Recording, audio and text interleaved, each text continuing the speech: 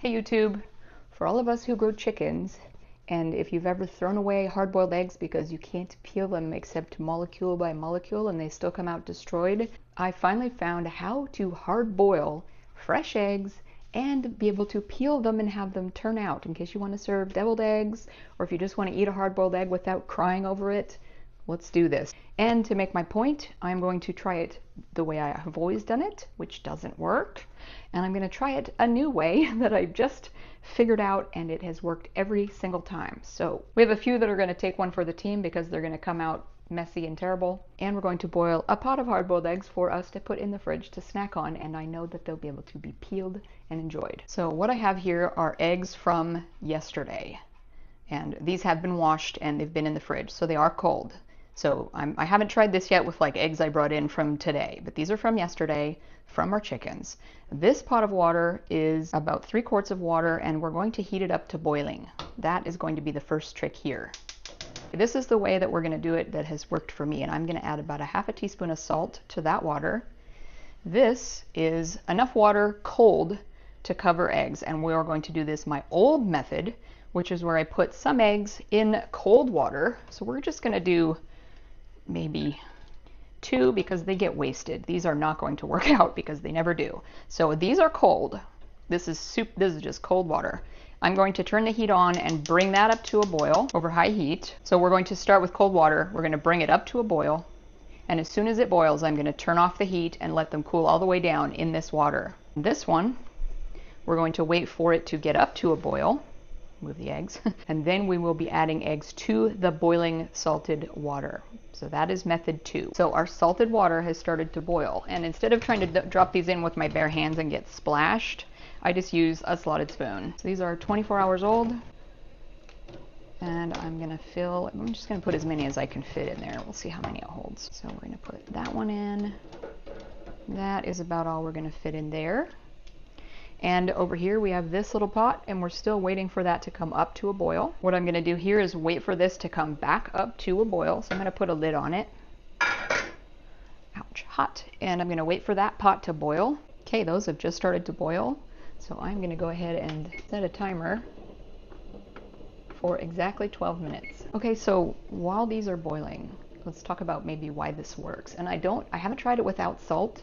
So try it without salt and let me know if it works without salt. I just tried it the first time with salt and I've never tried it another way. What I think happens when you bring them up to temp from cold water with the eggs in it and bring it up to a boil, it feels like you're cooking that membrane, the one that seems to be what we cannot get to peel a clean peel on the egg. If you're bringing them from a cold water up to a boil, you're cooking that onto the shell.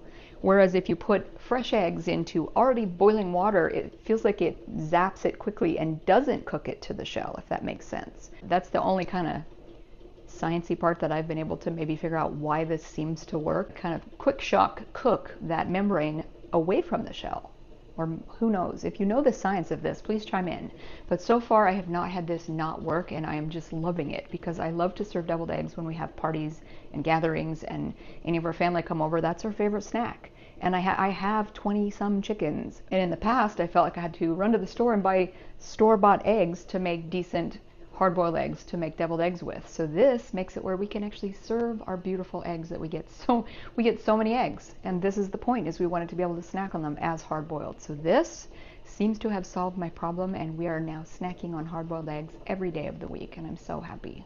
This little one with the 2 eggs down in there has now come to a boil, so I'm going to turn the heat off because it's boiling hard. Turn the heat off, and we're just going to let those cool down in that boiling water, and that will be the process that cooks them inside. The other thing I have found with doing the cold water up to a boil or putting them in boiling water for 12 minutes and then in ice water, you get a perfectly cooked egg, and you won't have any of that gray overcooked line on the yolk that you see, which I often see with any other cooking method I've done. I've tried every secret recipe to get hard-boiled eggs to work out, and all of them end up with that slightly overcooked line between the egg and the yolk.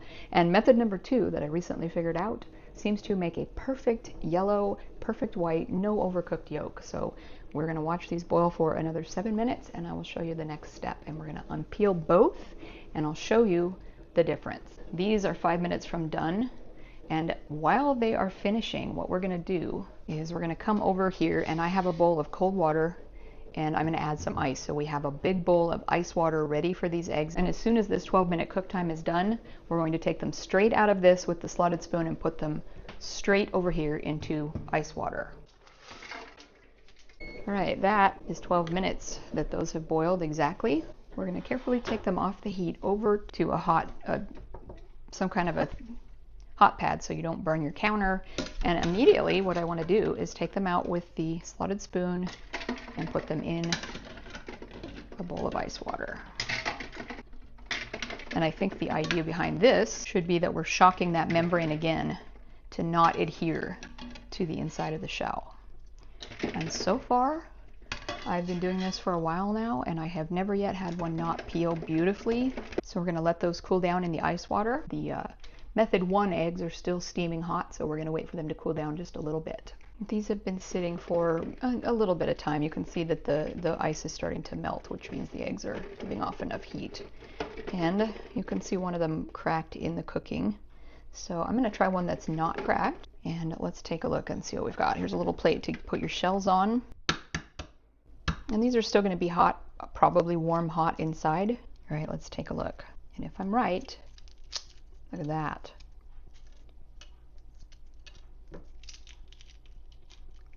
Much more normal. For farm fresh eggs, this makes me so happy to be able to take off bigger pieces like that. No more damaged eggs when you're making hard-boiled eggs. So I'm going to cut this in half and we'll see what this beautiful yolk looks like. Oh my goodness, you guys. Every time. I am so excited about this method. And just to show that it's not a fluke, I'm going to eat these for lunch. So let's do the cracked one. Where did that one go? Oh, here. Okay, so we're going to do that cracked one and take a look and see, just to make sure that these aren't, wasn't just a one-time thing. So this one is the one that was cracked pretty well already in cooking. And I've also seen if you just give it a little bit of that, just to kind of break it up a little to peel. Let's see what we've got here. Start a little piece, and I usually try and get that little end piece where there's a little bubble of air. It's like a little pocket, and if you get in that, it's usually easier. And again, see, the membrane is not stuck to the egg. I don't know if you can see that, but it's not. It's like normally the cold water method, they're super stuck, and this is like much more normal. Oh my goodness, I could just boil eggs and peel them all the time now. This, and see a little bit. Okay, so a little bit came off with that, but not an unacceptable amount. But look at that. All my farmers, all my homesteaders said amen, sister. And let's see what the yolk looks like on this one. And they all look like this. I mean, they're all they're all perfect. We win. Winning at homesteading. I'm so excited. Okay, let's do one more. Let's do a green one because we just did a white and a brown. So we're, like maybe it was the kind of egg. We've done 3 different breeds of chicken, and same thing. The membrane in there is not bonded to the shell, even on the green ones. These are my Americana eggs. They're not coming out in giant pieces, but they are coming off clean. We've got a new batch of ice water here.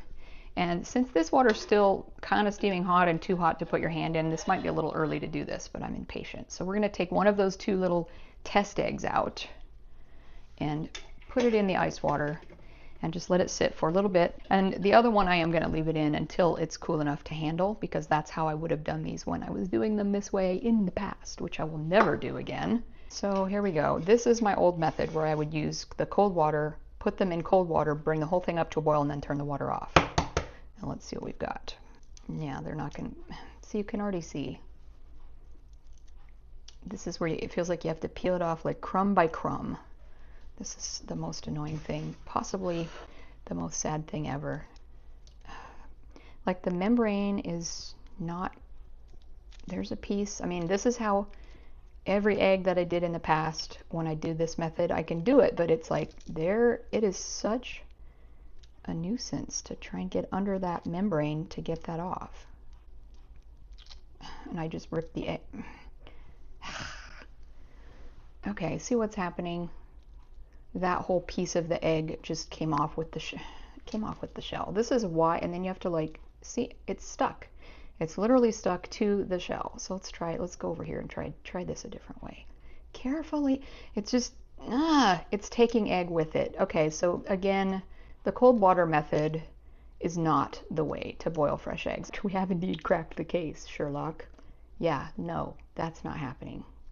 This would make me so frustrated because my big parties, I serve, literally, I will make 120 halves. Well, 120 halves, so 60 eggs. I'll boil 5 dozen eggs. And this is what I'm dealing with the night before a party? I don't think so. Homie doesn't play that. No, this is ruined. So you can see, I mean, it's just, and then you end up getting mad and it's like, just no. And you cannot. You can't. Ugh. No. And even if I've cooled, like, let me take the other one.